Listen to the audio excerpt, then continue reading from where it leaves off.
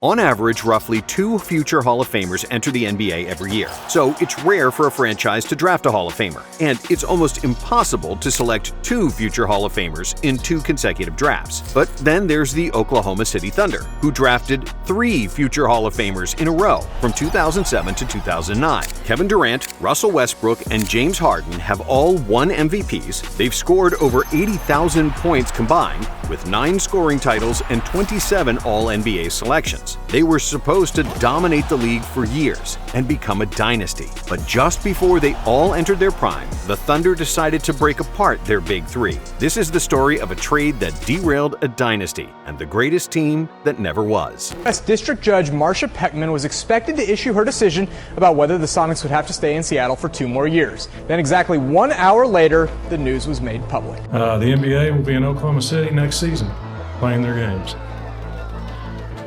In 2008, the Seattle Supersonics relocated to Oklahoma City and became the Thunder. But apart from inheriting Seattle's history and their 1979 championship banner, they also inherited their future. When Oklahoma got its NBA franchise, that package also contained Kevin Durant, who dominantly won the 2007 Rookie of the Year. The Thunder also held the number 4 pick in the 2008 draft, which they used to select Russell Westbrook out of UCLA. In their first season together, Russ and KD had excellent individual seasons, but the team struggled, finishing with a 23-59 record. On the other hand, that secured the Thunder another high draft pick. With the 3rd pick in the 2009 NBA draft, the Oklahoma City Thunder select James Harden of Arizona State University.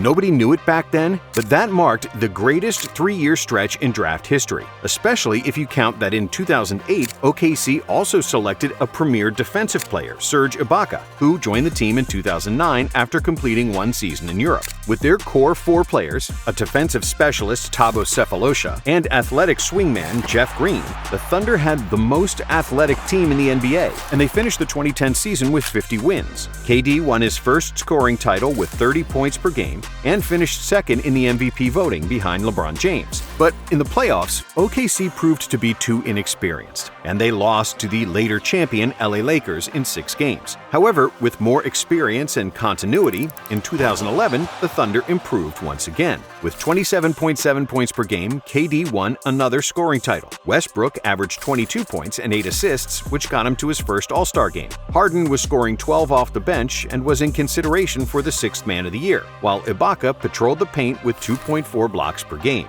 But midway through the season, OKC traded their 3rd leading scorer, Jeff Green. The Celtics are about to trade Kendrick Perkins and Nate Robinson to Oklahoma City in exchange for Jeff Green and Nenad Kristich, and brought in Kendrick Perkins from the Celtics. Now, most fans associate Perk with wild takes on ESPN. Like I said, when I used to have to walk in the cafeteria and I had them high water pants on because I couldn't afford the long jeans, I had to be ready to clap back and people used to make fun of me. But back in 2011, Big Perk was one of the best post defenders in the NBA, and OKC traded for him to battle Pau Gasol and Andrew Bynum, who destroyed them in the 2010 playoffs. The Thunder won 55 games in the regular season, which was the best result for the franchise since the 90s and the era of Shawn Kemp and Gary Payton. In the first round of the playoffs, OKC strolled past the Nuggets in 5 games, with 32 points per game from Durant. In the second round against the Grizzlies, the Perkins trade really showed its worth, battling the tough Memphis front line of Marc Gasol and Zach Randolph. Me and him been banging a lot. Sometimes we ain't in the play, but sometimes we locking up each other. I hear you. Offensively, Russ and KD averaged a combined 50 points per game in the series, and the Thunder advanced in 7 games. And in the conference finals, the young and athletic Thunder were the favorites against the aging Dallas Mavericks. But nobody could stop Dirk during his incredible 2011 title run. Nowitzki averaged 32 points per game with his unstoppable one-legged fadeaway. Nowitzki, it's gone! Ho-ho! And OKC lost in 5 games. In the offseason, the Thunder added Reggie Jackson and veteran Derek Fisher to bolster its point guard depth. But even more importantly, they gave Kendrick Perkins a 4-year, $32 million contract. At the time, it seemed like a no-brainer to extend a newly acquired player, who was one of the best defensive centers in the league. However, this contract would soon haunt the Thunder, but more on that later. When the 2012 season started, OKC was deep at every position, and their young stars weren't inexperienced anymore. KD was entering his prime, winning another scoring title with 28 points per game. And on top of his scoring, his numbers improved across the board as he notched career highs in rebounds, assists, blocks, and field goal percentage. Durant was widely considered the second best player in the league, behind LeBron, and he once again finished behind James in the MVP voting. Westbrook averaged 23.6 points per game, which was then his career high, and he also received votes for MVP. Ibaka averaged 3.7 blocks per game, which led the NBA. Feed to Bynum, shot clock at 2. Bynum blocked by Ibaka. Ebanks blocked again by Ibaka. And he finished second in voting for Defensive Player of the Year. But the biggest improvement came from James Harden, who was in his third season. The Beard averaged 16.8 points, 4.1 rebounds, and 3.7 assists in 31 minutes off the bench. His 49% from the field and 39% from three were, and still are, career highs, as no bench unit was capable of slowing him down. Harden ran away with the sixth man of the year, winning the award almost unanimously. With their four young stars all having career years and staying healthy the whole season, the Thunder had the second-best record in the West and the second-best offensive rating in the NBA. OKC avenged their loss to Dallas in the first round, sweeping the Mavericks with a combined 65 points per game from KD, Russ, and Harden. In the second round, their big three averaged 67 points, and OKC easily got past Kobe and the Lakers in 5 games. And then, in the conference finals against the San Antonio Spurs, it was KD's show. Durant averaged 37 and 5, with nearly 2 steals and 1.5 blocks per game, shooting 53% from the field. Harden and Westbrook averaged 18 points each, and that kind of firepower was too much for the Spurs, as OKC won the series in 6 games, advancing to the NBA Finals. They just seemed locked in, they seemed focused. They were like sharks in blood-infested waters. They smelled blood. And there awaited the toughest possible opponent, LeBron James and the Miami Heat. In Game 1, KD continued with stellar shooting, making 60% of his shots for 36 points, 8 rebounds, and 4 assists. Westbrook added 27, 8, and 11, and the Thunder struck the first blow, convincingly winning Game 1.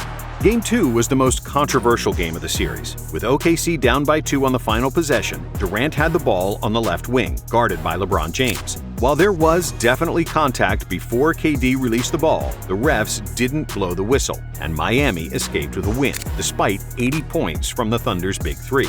Games 3 and 4 were extremely close, but Miami had cooler heads in the clutch, and they won both games by 6 points. Even though KD and Russ did their thing, especially Westbrook in Game 4 when he scored 43 points, they were missing a contribution from the sixth man of the year. Harden shot 2 for 10 from the field in both games in Miami. And then, in Game 5, Mike Miller had the game of his career, hitting 7 threes, and the game turned into a blowout. LeBron finally won the title, while KD had to settle for second best once again. Durant led all scorers in the finals with 30 points per game on 55% shooting, while Westbrook averaged 27, 6, and 6, while Harden averaged only 12 points per game on 37% shooting and 31% from 3. Still, despite swallowing that bitter pill in the finals, OKC's 4 best players were all under 24 years of age, and they had plenty of chances to get back in the finals ahead of them. However, on October 27, 2012, just 3 days before the season started, the Thunder decided to trade James Harden, sending him to Houston in exchange for Kevin Martin, Jeremy Lamb, and 2 first-round picks. They didn't want to give Harden the max. Their position was everyone who's re-signed here has sacrificed a little something, even Durant, even Russell Westbrook, so they were looking for Harden to be willing to take a little less than the max. Even though some people believed that OKC made a smart move because James Harden had poor finals performance and because Kevin Martin was a proven scorer who averaged 22 points per game in the previous 5 seasons, the general consensus was that Houston robbed OKC and that the Thunder received 40 cents on the dollar. However, the truth turned out to be much different, and OKC actually received far less than anyone could have expected in what would end up being one of the worst trades in NBA history. But why did the Thunder trade Harden and break up their young core? Well, there are multiple reasons for it, and the biggest and most important reason was money. In August 2012, some 2 months after the finals, OKC gave Serge Ibaka a 4-year, $48 million extension. Given the fact that Durant and Westbrook already signed max contracts, and the new deals for Perkins and Ibaka, OKC was running out of money to pay Harden. Back then, the salary cap was maxed at just $58 million, with the luxury tax set at $70 million. any team whose salary exceeded $70 million would pay $1 extra on top of every dollar over the luxury cap. So if a team had $80 million worth of player salaries, they would end up paying $90 million. In today's NBA, this seems like pocket change when you consider that in 2025, the Suns owner Matt Ishbia will pay over $400 million for players' salaries plus the luxury tax. But back in 2012, team revenues weren't as big, especially for small market teams like OKC, who only received a small piece of the local marketing and TV revenue, much less than the biggest franchises like the Knicks or the Lakers. And with the introduction of the repeater tax for the 2013-2014 season, for every $5 million over the tax threshold, the tax rate would increase, costing the teams way more than ever before.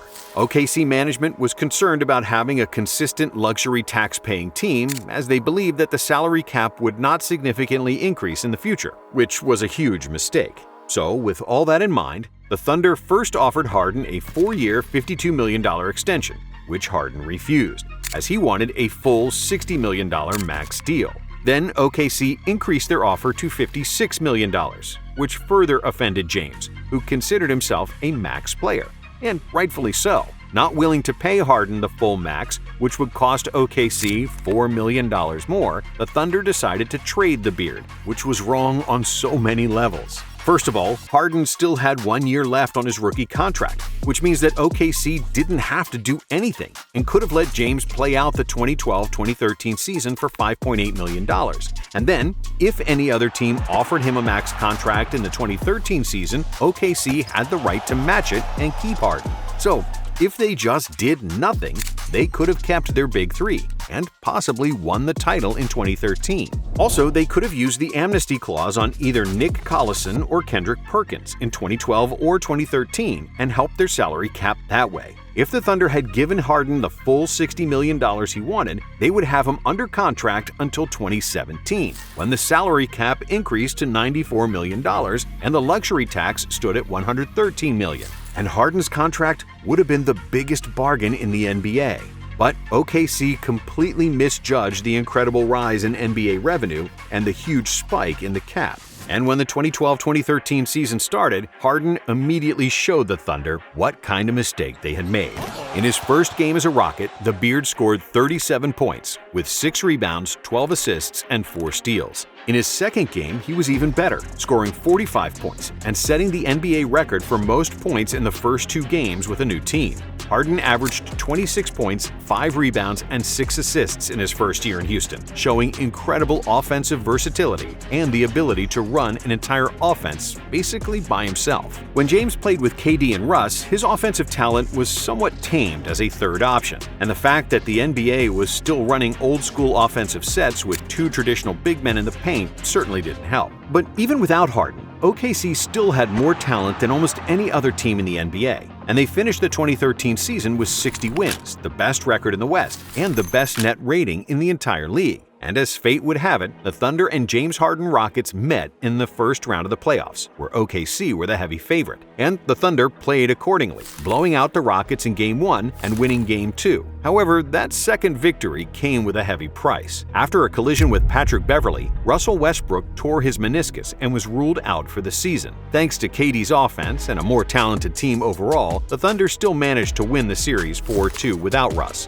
But in the second round, they were easy prey to the grit and grind Grizzlies, who were in the prime of their 5-year run as a contender. In 2014, Westbrook had to undergo a second knee surgery, and he only played in 46 games. But that fully unleashed Kevin Durant, who was now the focal point of the offense, resulting in a career-high 32 points per game and the long-desired MVP award.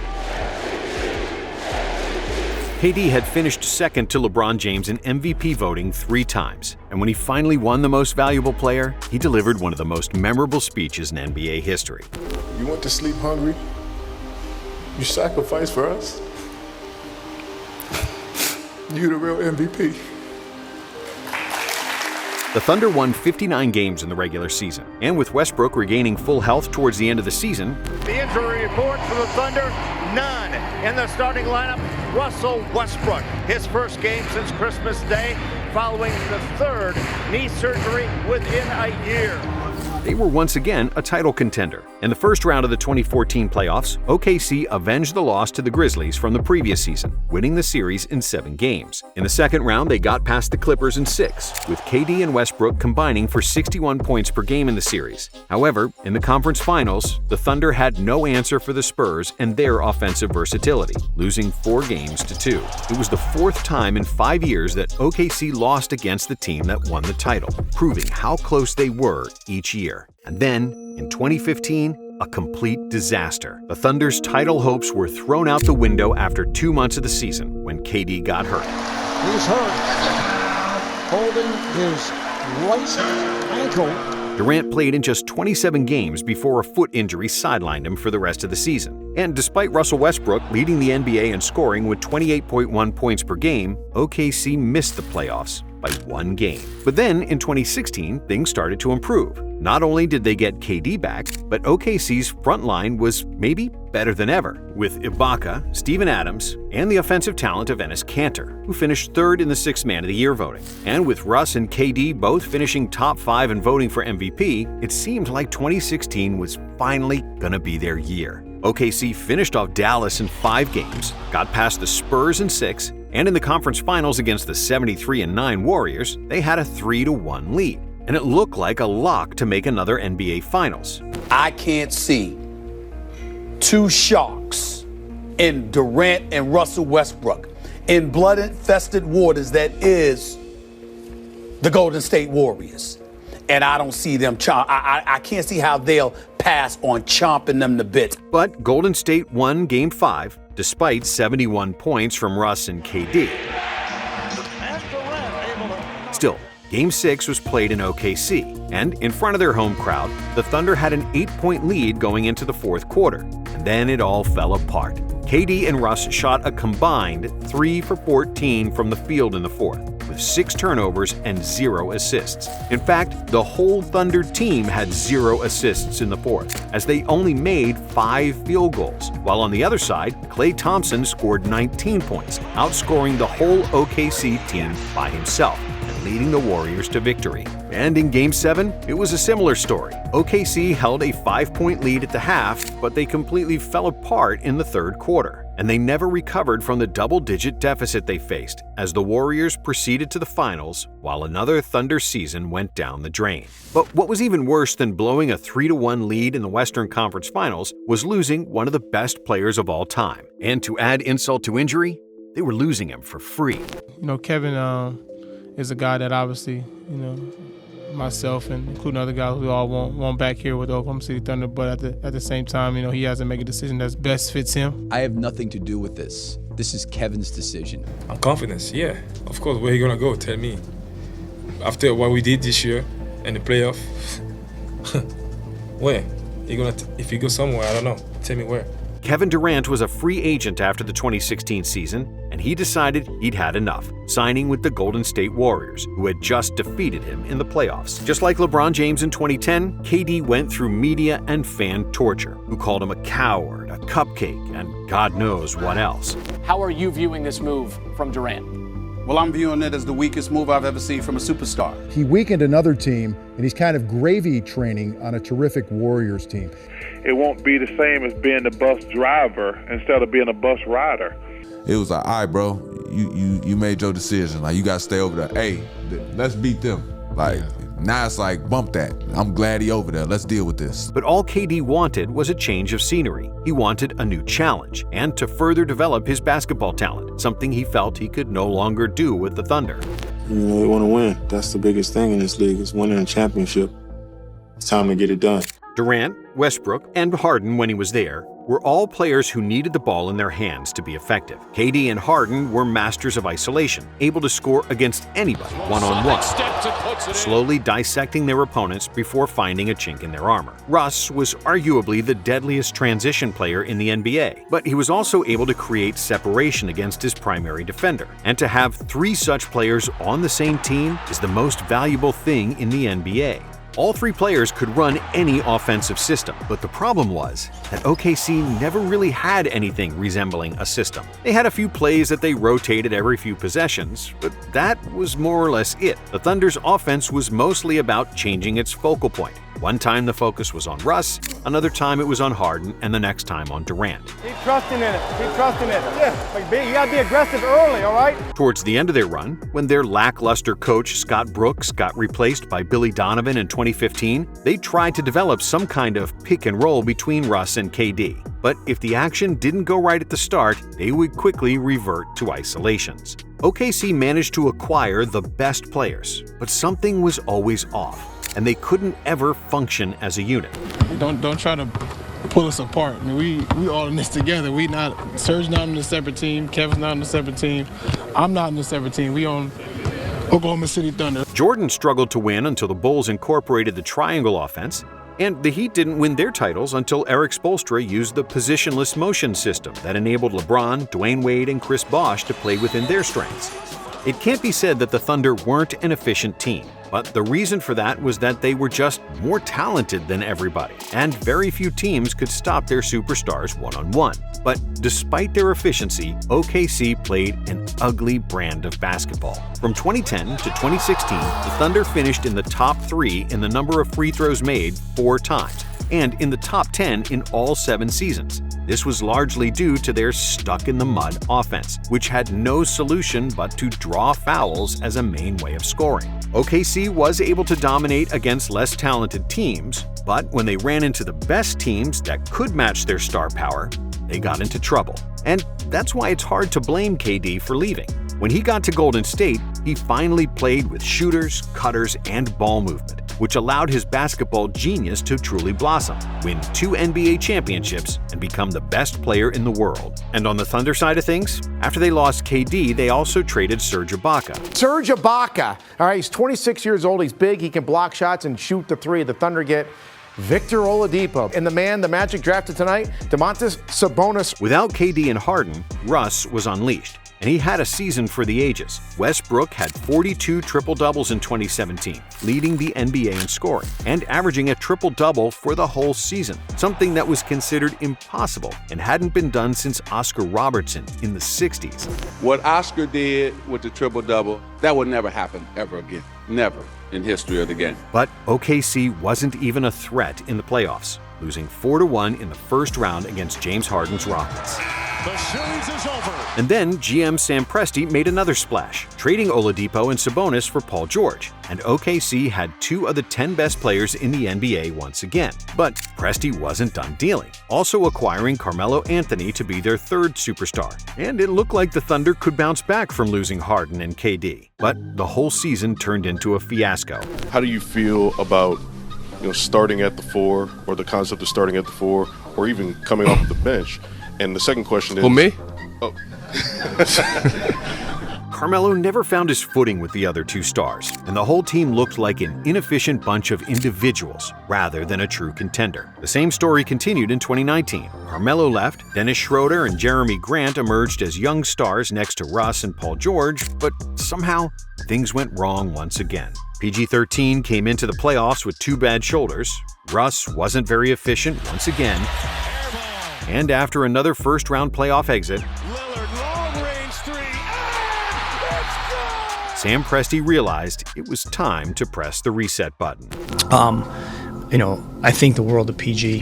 I think everybody knows that. Paul George was gone, and so was Russ, the last member of the original Thunder Big 3. For an entire decade, OKC was a title contender, but they were always a couple of inches short of going all the way. If they were a little bit braver and gave those extra $4 million to Harden, who knows the greatness they could have achieved. Here is Durant for the win! Thanks for watching. And if you like this video, we have another one for you right here.